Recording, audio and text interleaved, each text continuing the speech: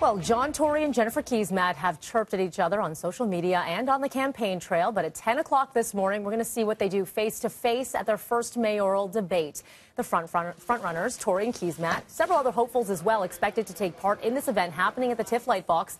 The focus, arts and culture, tickets for which are sold out. Now, there haven't been any debates between the leaders so far, part of it because of the recent uncertainty over the cuts to the size of Toronto Council. But now that that has been resolved, the candidates have less than a month before the October 22nd vote. Residents in Ottawa being asked to stay home today as the region continues to recover from Friday's terrifying tornadoes.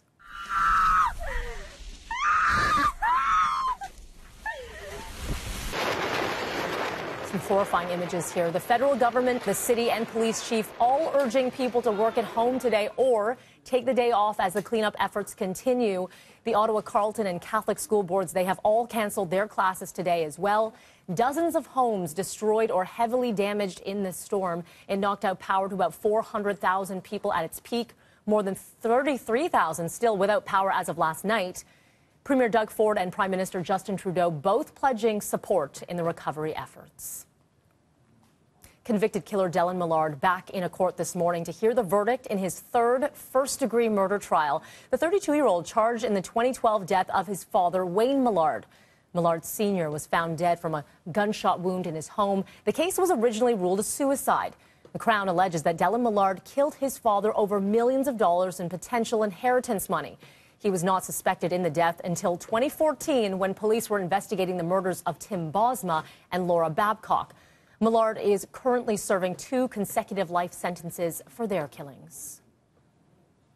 A New Brunswick man accused in a deadly shooting spree last month will make his second court appearance today. 48-year-old Matthew Vincent Raymond charged with murder in the deaths of 4 people, including 2 police officers. He's believed to have opened fire outside of a Fredericton apartment complex. Court documents say the incident ended after police shot the alleged gunman in the abdomen. Raymond is expected to plead not guilty. The families of the victims and a woman who was almost killed will be speaking today at a public inquiry into confessed serial killer Elizabeth Wetlaufer. The former nurse admits to killing 8 patients with insulin overdoses and attempting to kill 4 others at long-term care facilities and private homes in Ontario. The closing submissions are expected to include victim impact statements.